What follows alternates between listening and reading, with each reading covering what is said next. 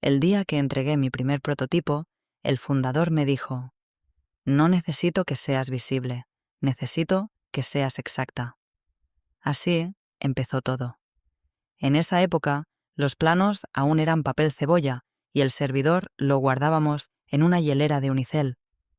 Lo mío era estructurar ideas sueltas, convertirlas en maquinaria útil y, más que nada, registrar cada maldito tornillo con el lenguaje legal necesario para que la competencia no nos copiara.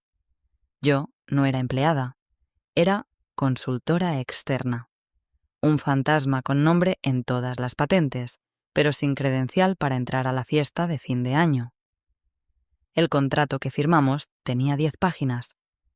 En la página 9 escondí una cláusula: cesión condicional de propiedad intelectual. Si me despedían sin causa, todo regresaba a mí. ¿Por qué lo aceptó? Porque le caía bien, porque creía en mi ética, porque, como él mismo dijo con su voz de ceniza, el talento no se reemplaza, se cuida, pero los fundadores se mueren o se retiran, y los herederos creen que los trajes se heredan con el apellido. Una nota rápida antes de seguir. Si esta historia te está agarrando del pecho, aunque sea tantito, dale me gusta y suscríbete. Solo el 3% lo hace, y tu apoyo realmente mantiene vivo al equipo que hace posible todo esto. Ahora sí, sigamos. El nuevo CEO se llamaba Emiliano. 32 años, MBA, de algún lugar con playa y LinkedIn lleno de frases tipo «Innovación es disrupción con propósito». Cuando lo presentaron en la Junta General, lo primero que hizo fue corregirle la pronunciación a un ingeniero con 40 años de experiencia. Es coahort, no cohort, señor Fernando. Me dieron ganas de lanzarle un destornillador. A mí no me despidió de inmediato. Eso habría requerido leer mi contrato, y leer no era su fuerte. Me ignoró. Dejó de responder mis correos, reasignó mi mesa de trabajo a una diseñadora UX con más seguidores que logros y empezó a referirse a mí como la de los papeles. Como si la papelería no incluyera 5 sistemas de automatización industrial y 12 patentes concedidas en Estados Unidos, México y Alemania. En las reuniones ya no me pedían opinión, solo aprobaban cosas que ni entendían. Un día vi cómo firmaban la integración de un nuevo sistema de sensores, sin saber que era una mejora directa de mi trabajo anterior, el cual estaba protegido por una patente mía que ellos mismos habían registrado, a mi nombre, firmada por ellos. Fue como ver a alguien prender fuego a su propio coche para comprobar si tenía gasolina. No me molestaba el desprecio. Lo que me inquietaba era el silencio técnico. El nuevo equipo hablaba de marca, de estética de producto, de usabilidad. Nadie hablaba de torque, presión, disipación térmica, compatibilidad de voltaje. Les dabas un diagrama y te respondían con un reel. Yo seguía yendo a la empresa con mi pase de visitante. Me sentaba en una sala lateral, sacaba mi libreta y dibujaba versiones futuras del sistema que ellos pensaban que habían creado. Me sentía como un eco en un cuarto lleno de música pop, invisible, pero aún presente. Un día encontré mi nombre borrado del sitio web, incluso de la sección colaboradores externos. Me reí, porque por cada imagen borrada yo tenía una firma. Cada línea de código llevaba mi número de registro. Cada diseño tenía mis iniciales incrustadas con láser en las piezas piloto. No era rencor, era certeza. A veces me preguntaba si alguien más se daría cuenta, pero la respuesta era obvia: no. El nuevo orden no buscaba competencia técnica, sino apariencia de innovación. Bastaba con una influencer con gafas de pasta y un discurso sobre futuro verde para que los inversionistas aplaudieran.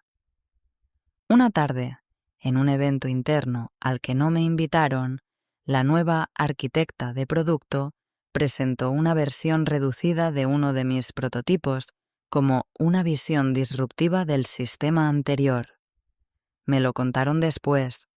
La diferencia era que el suyo no funcionaba. O sea, estéticamente era una joya. Si lo que querías era una lámpara. Pero como parte funcional de una línea de ensamblaje, era una catástrofe con forma bonita. Ahí supe que ya era hora. No de vengarme, no de gritar, no de exigir nada. Era hora de desempolvar ese contrato, llamar a mi abogado y empezar a tomar notas, en silencio. Como siempre lo hice. Porque la sombra no grita, la sombra espera. Los lunes empezaron a oler distinto. No sé cómo explicarlo. Antes olían a aceite de máquina, café viejo y tinta de plotter. Ahora olían a perfume de Sephora, lates de avena y esa mezcla aséptica de departamentos que nunca han visto un plano real. Las juntas ya no eran en salas técnicas.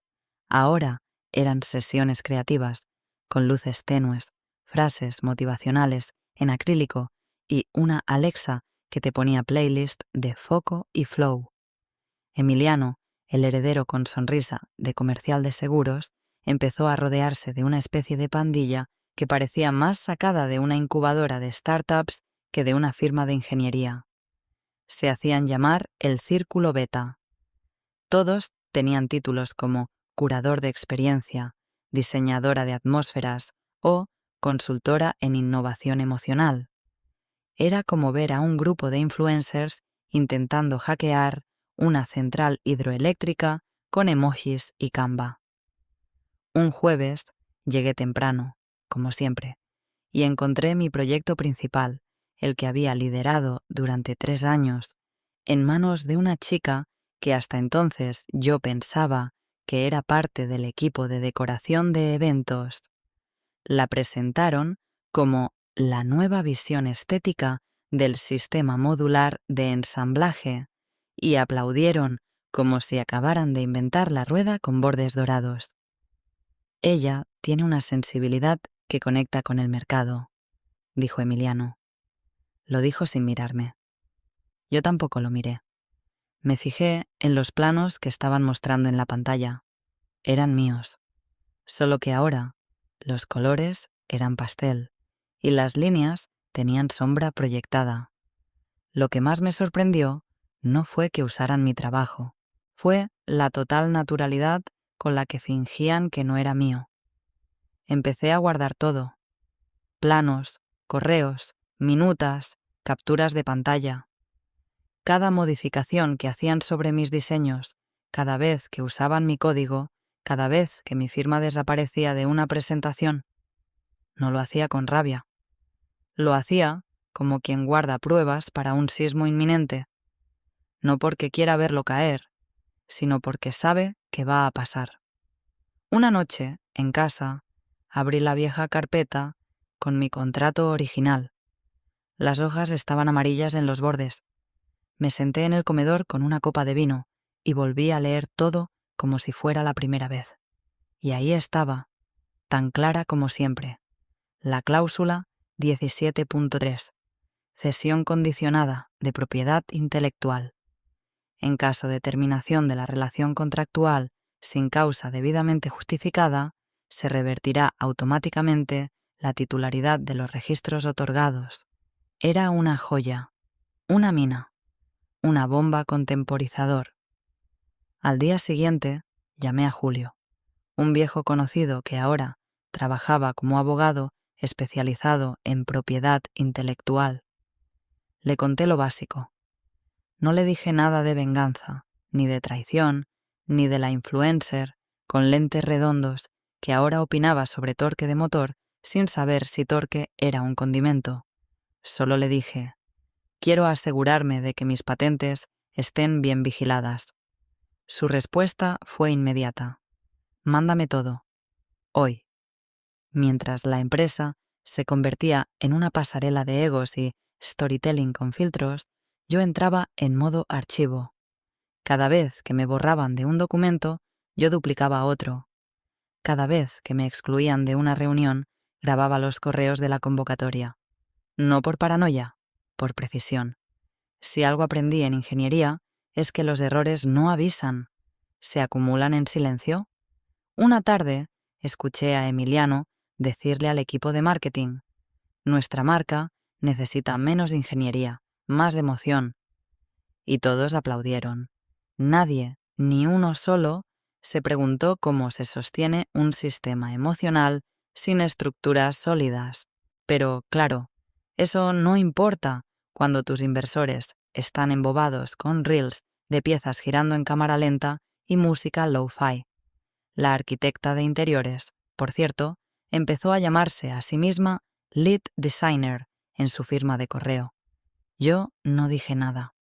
En el mío, simplemente seguía apareciendo mi número de registro de propiedad intelectual, sin firma digital, con tinta, la única que vale cuando los abogados entran. Yo ya no estaba enojada. El enojo te nubla. Y yo necesitaba ver con claridad. Así que respiraba, documentaba y esperaba. Porque si algo me enseñó esta industria, es que las cosas se caen no cuando las empujas, sino cuando nadie verifica los cimientos. Fue en una junta general, de esas donde todos intentan parecer ocupados con una tablet aunque no tengan ni abierta la app de notas. Emiliano entró tarde, como siempre, con esa actitud de «yo soy la innovación hecha carne» y un vaso de matcha tan ridículo que parecía más decorado que útil. No me miró ni al saludar, pero apenas comenzó la reunión, dejó su iPad a un lado, respiró teatralmente y soltó. Antes de seguir, quiero hablar de algo delicado. Ya sabíamos que venía algo. Traía esa sonrisa falsa que solo le salía cuando estaba a punto de hacer algo cruel creyendo que era estratégico. Tenemos información de que alguien del equipo ha estado en contacto con abogados externos sobre temas internos de la empresa. Hizo una pausa. Todos se miraron entre ellos como niños en una clase donde alguien rompió una ventana. Y no voy a tolerar la deslealtad. Giró la cabeza hacia mí, lento, como si hubiera estado ensayando el momento en el espejo. ¿Has estado hablando con abogados sobre nosotros? No lo negué. Tampoco afirmé nada. Lo miré directo a los ojos. No con desafío, con compasión. Como quien observa a un niño jugando con un cuchillo sin saber que se va a cortar. El silencio fue absoluto. Hasta la Alexa de la sala dejó de sonar. Entonces está claro, dijo. Ni siquiera pidió explicaciones, ni una pregunta sobre el contexto, ni una revisión de contratos, nada. Solo arrogancia envuelta en perfume caro. Estás despedida. Seguridad te acompañará a la salida. Me levanté despacio, sin hacer ruido. Guardé mis cosas como si estuviera terminando un día normal de trabajo. Ni siquiera me temblaban las manos. Me detuve un segundo frente al archivo, donde guardaban copias impresas de los proyectos. Tomé solo una hoja, el esquema base del sistema modular de ensamblaje tipo E. Mi diseño más replicado, más alterado, más robado. Mientras lo doblaba con cuidado y lo metía a mi bolso, murmuré. Casi como si hablara conmigo misma, pero sabiendo perfectamente que él lo escuchaba. Van a necesitar más que una influencer para entender esas patentes. El jefe de seguridad, un tipo con cara de que preferiría estar en cualquier otro lugar, me acompañó hasta la salida sin decir palabra. Bajamos en el elevador con esa tensión rara de los funerales de un cadáver. Al llegar a la puerta, me tendió la mano. Dudó. Luego dijo en voz baja: «Perdón, señora. Yo sí sé quién inventó todo eso». Asentí. «Ni gracias», le dije. No por desprecio, porque ya estaba en otra frecuencia. Nadie del equipo se acercó. Nadie preguntó qué había pasado. Nadie envió un mensaje. Ni un correo. Como si la historia se hubiera reseteado de golpe y yo nunca hubiera existido. Caminé por el estacionamiento como se camina después de una cirugía, sabiendo que duele, pero también que algo dañino ya fue extirpado. En casa, abrí la laptop, marqué el número de Julio y le dije solo una frase. Ya está hecho. Activa todo. Y colgué. Luego me serví un mezcal. No para celebrar, sino para calentar el cuerpo antes del invierno que sabía que venía. Porque la parte legal no es una pelea. Es una danza larga, silenciosa y metódica. Y yo había estado ensayando años. Afuera, en la calle, un auto pasó con las ventanas abiertas y música trap a todo volumen. Me reí sola. Pensé en Emiliano, en sus reels, en sus frases de motivación vacías, en sus mentores de TikTok. Pensé en lo que viene después, cuando los inversionistas pidan ver papeles y encuentren que todo lo que él cree que posee está a nombre de una mujer que ya no está en el edificio, pero sí en todos los títulos de propiedad. La calma no viene del perdón, viene de la certeza. Y yo no tenía nada que perdonar, solo cosas que reclamar, legalmente, en silencio, como siempre.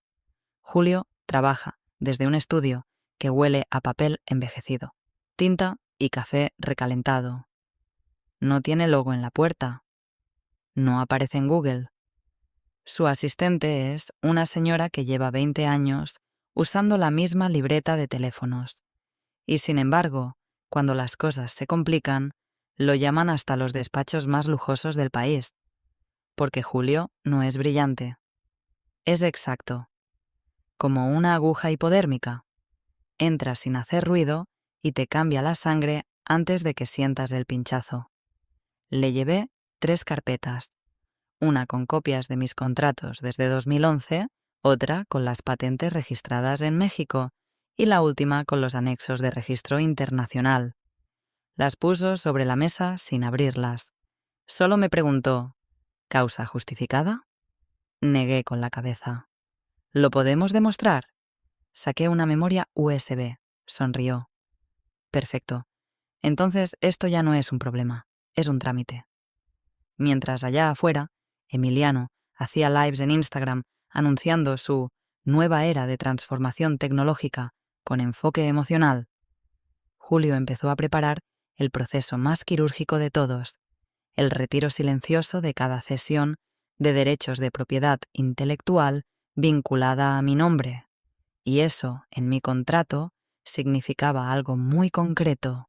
Si me despedían sin causa formal ni indemnización acorde, cada una de esas cesiones quedaba anulada, revertida, como si nunca hubiera firmado nada.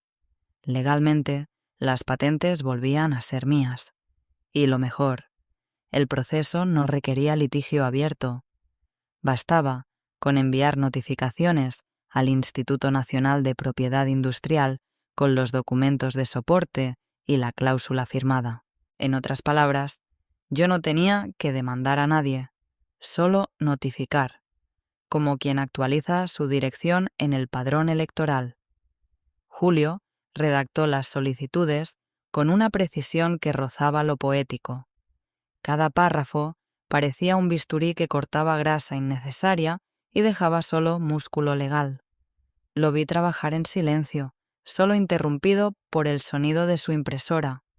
Cuando terminó, me dijo, «Lo enviaremos mañana, por mensajero certificado, con acuse de recibo». Y luego añadió, como si no pudiera evitarlo, «Esto va a dolerles, no porque pierdan, sino porque no se van a dar cuenta hasta que ya sea demasiado tarde». Salí de ahí con una copia en mi bolso y la sensación de que, por primera vez en meses, estaba sentada en el asiento correcto del vehículo, no en el asiento trasero, viendo cómo otros destruían lo que yo había construido. No, ahora tenía el volante y el mapa. De regreso a casa, pasé frente a la empresa. Desde afuera se veía reluciente. El nuevo logo, la fachada con paneles solares, la pantalla LED mostrando animaciones sin sentido técnico, pero mucha estética. parecía exitosa, moderna, vibrante, pero por dentro estaban desnudos, porque sus inventarios podían estar llenos de equipos, pero su carpeta de activos legales pronto estaría vacía. Esa noche no dormí. No por ansiedad, por claridad. Pasé horas leyendo los registros, revisando números de folio, identificadores internacionales. Cada patente tenía una historia, una mejora, un error corregido a las 3 de la mañana con café frío. Cada una era un pedazo de mi vida. No quería destruir nada. Quería que se reconociera quién había estado sosteniéndolo todo sin pedir palmas. Lo legal no se trata de drama, se trata de tiempo, contexto y documentación. Y a mí me sobraba todo eso. Julio me envió un mensaje el mediodía siguiente. Notificaciones entregadas, acuse en orden. Lo siguiente es esperar los acuses oficiales y la actualización de registro. Le respondí con una palabra. Gracias. Nadie en la empresa se enteró. Aún no. Emiliano seguía dando entrevistas en podcast con nombres ridículos como El futuro ya llegó y Disrumpir o morir. La arquitecta de interiores ahora daba charlas sobre tecnología emocionalmente consciente en foros patrocinados por marcas de agua alcalina. Y yo solo revisaba, firmaba, archivaba. Precisión, no espectáculo. No buscaba que se derrumbara todo. Pero si lo hacía, no iba a ser porque yo lo empujé. Iba a ser porque nunca supieron lo que tenían entre manos. Todo comenzó con una sonrisa demasiado amplia para ser honesta.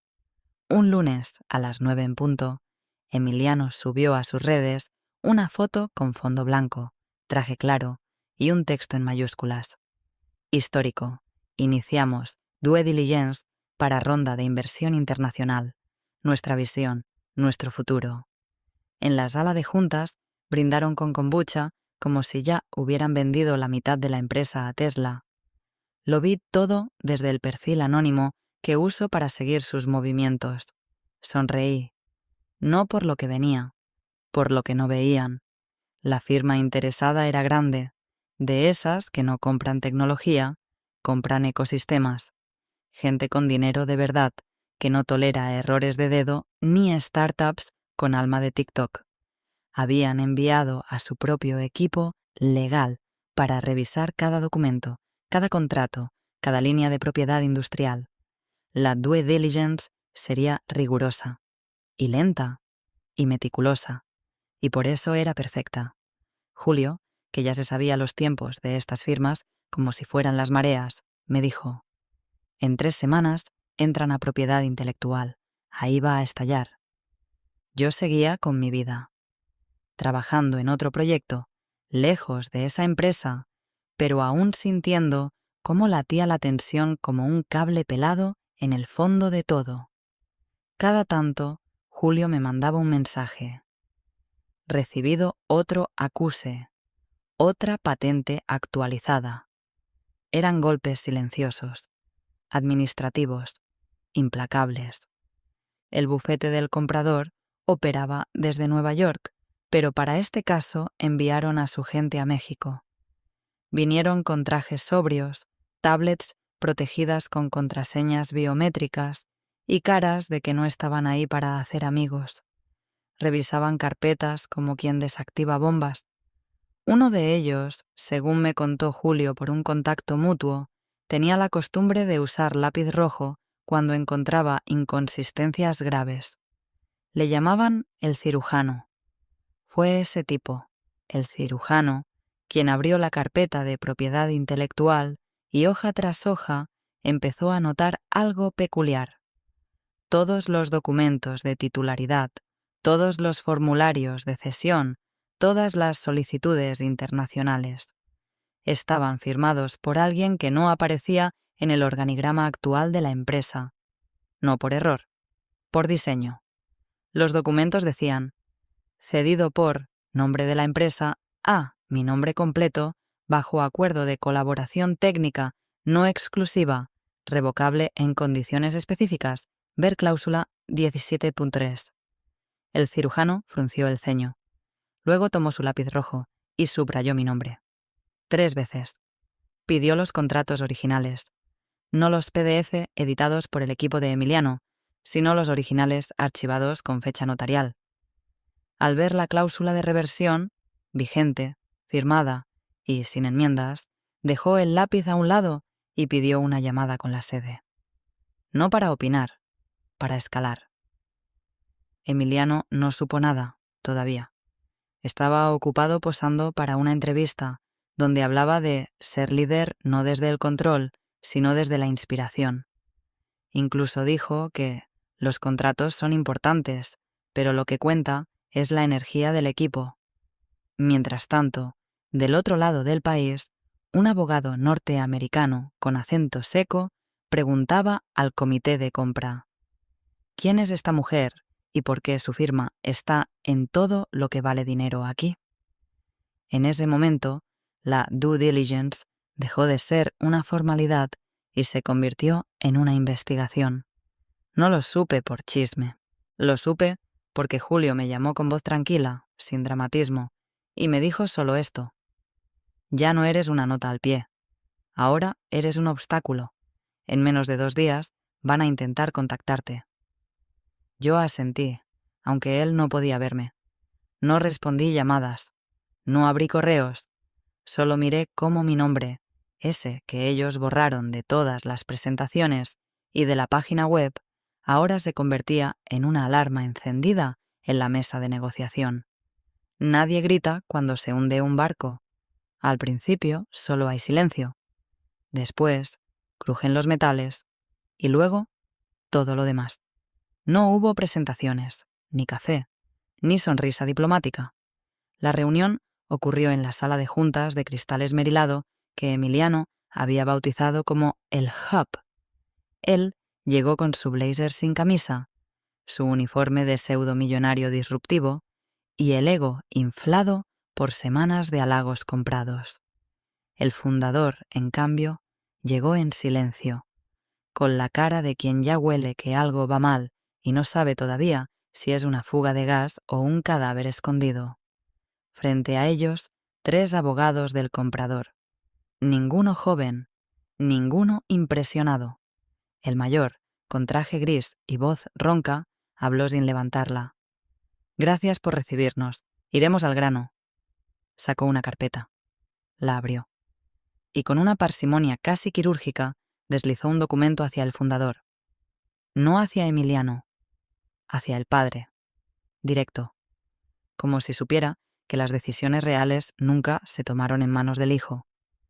¿Puede explicar quién es la propietaria única de su tecnología registrada? El silencio fue total, no dramático, clínico. El fundador bajó los ojos, leyó el nombre. Mi nombre. No hizo ningún gesto exagerado, solo dejó de respirar medio segundo. Luego cerró los ojos, como si el golpe no fuera una sorpresa, sino una confirmación, como si, en el fondo, siempre hubiera sabido que eso iba a volver. Emiliano, sentado al lado, arqueó una ceja. ¿Perdón? ¿Quién? El abogado no respondió. Solo giró la hoja hacia él. Emiliano la leyó. Frunció el ceño, repitió mi nombre en voz baja, como quien intenta descifrar si es una broma interna o una confusión administrativa. Pero ella la corrimos. Hace semanas, ya no está. El abogado hizo un gesto vago con la mano, como quien espanta una mosca. Está, señor, legalmente. Está en cada título de propiedad intelectual registrada de esta compañía. Y más grave aún, según el contrato firmado por ustedes mismos, en caso de despido sin causa justificada, la titularidad se revierte automáticamente, lo cual ya fue notificado al Instituto de Propiedad Industrial, con acuse de recibo. Silencio. El fundador miró a su hijo con una mezcla de decepción y cansancio, como un padre que encuentra el coche chocado después de haber advertido 100 veces que no era un juguete.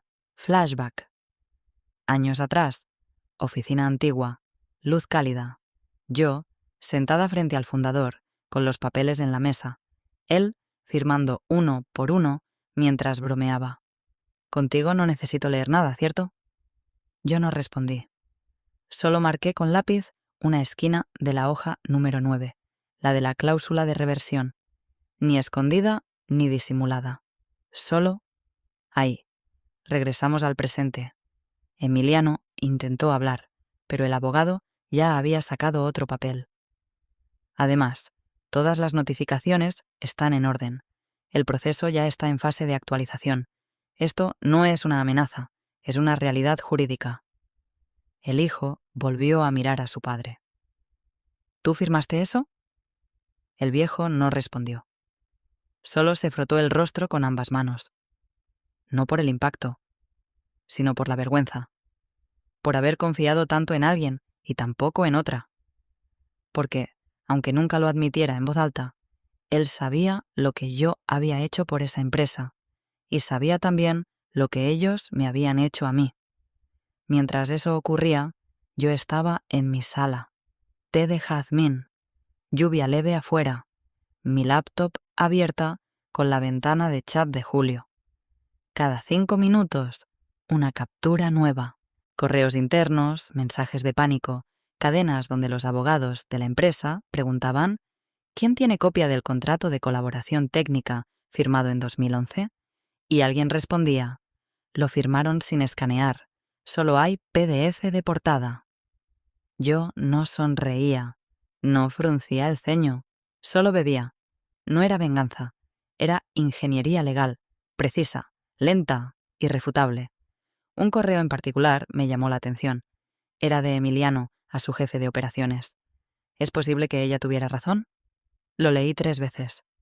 No porque no entendiera, sino porque quería disfrutar la exactitud de ese momento. No gritaban, no demandaban, solo preguntaban, porque ya sabían que estaban atrapados, y aún no sabían cuánto, ni por cuánto tiempo. El formulario ya estaba deslizado, y con él todo lo demás.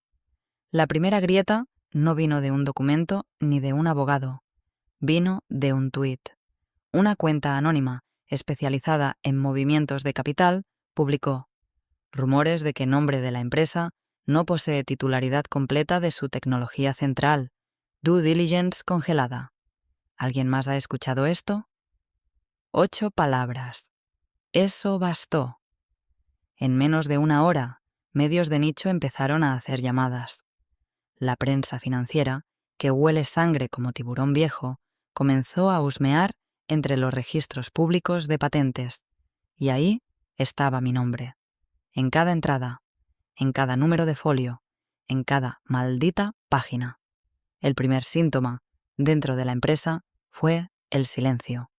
No el de reflexión, el de miedo. Las juntas se cancelaban. Los líderes de equipo desaparecían del chat interno. Las respuestas automáticas de fuera de oficina brotaron como sarpullido. Y Emiliano, por primera vez desde que se puso ese disfraz de CEO, dejó de publicar en redes. La inversión, esa ronda histórica que presumieron con glitter digital, se congeló sin ceremonia. Una sola notificación del comprador bastó. En virtud de las inconsistencias detectadas en la titularidad de los activos tecnológicos, procedemos a suspender el proceso de evaluación hasta nuevo aviso. No era una renuncia, era una advertencia. Una pausa quirúrgica que decía, corrijan el desastre, si pueden. Y no podían. El equipo de legal interno mandó correos frenéticos. Uno, que me reenviaron después, decía, ¿hay alguna forma de enmendar la cesión? ¿Podemos modificar la cláusula con retroactividad? Julio lo leyó en voz alta y se carcajeó. ¿Retroactiva? ¿Qué quieren? ¿Volver en el tiempo con un DeLorean legal? 2 días después, Emiliano me escribió, desde su cuenta personal, un mensaje corto, sin saludos, sin disculpas, solo. ¿Podemos hablar? Estoy dispuesto a negociar. Lo dejé en visto. Luego, abrí el correo, marqué reenviar y lo envié a Julio. Él respondió con un acuse de recibo. No hubo respuesta, pero sí hubo reacción. 3 horas después, recibí 5 intentos de llamada. 2 de números desconocidos, 3 de él. Después, un mensaje más desesperado. Sé que estás molesta, pero esto no le conviene a nadie. Podemos llegar a un acuerdo. Volví a reenviar. Ni una palabra mía. Solo reenvíos. Porque ya no se trataba de enojo. Ni siquiera de justicia. Se trataba de mostrar lo que ocurre cuando pasas años borrando a una persona de las fotos, pero no de los documentos. En la prensa empezaron a salir notas sin nombre, pero con todas las pistas.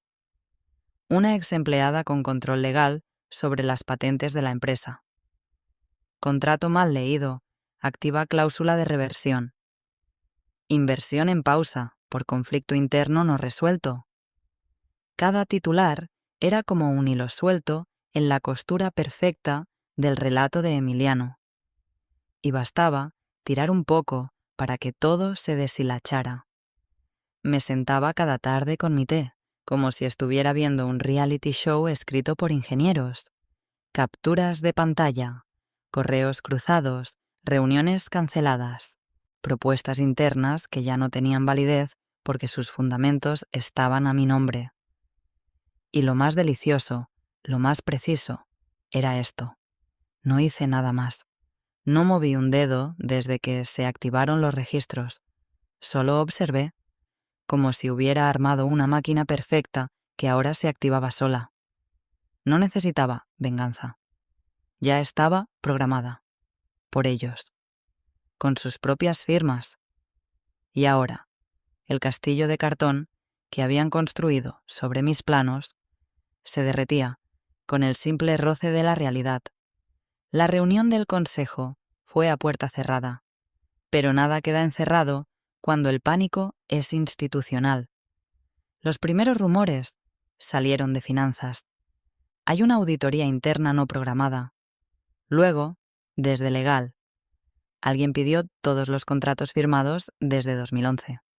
Finalmente, alguien en recursos humanos filtró lo inevitable. El consejo está pidiendo explicaciones, y no para entender, sino para limpiar. El fundador llegó 1 hora antes. Emiliano, 20 minutos tarde. Intentó saludar como siempre, con esa sonrisa superficial de quien cree que el carisma lava los pecados. Pero esta vez no hubo risas, ni saludos, ni excusas. El primer documento proyectado fue la cláusula 17.3.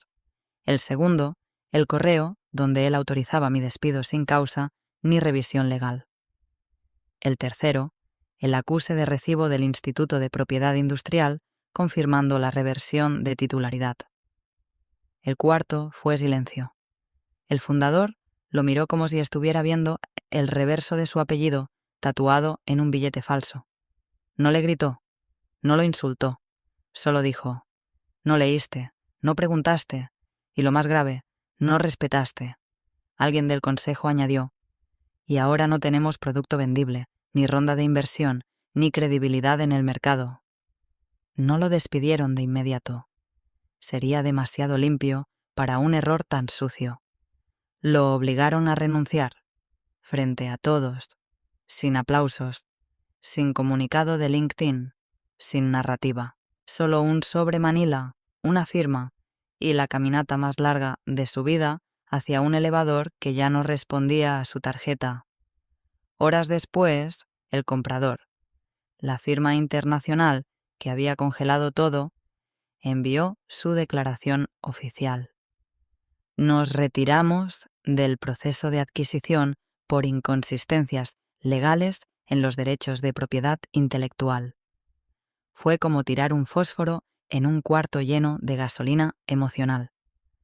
Las acciones de la empresa se desplomaron en los portales privados. La banca que asesoraba la venta se retiró.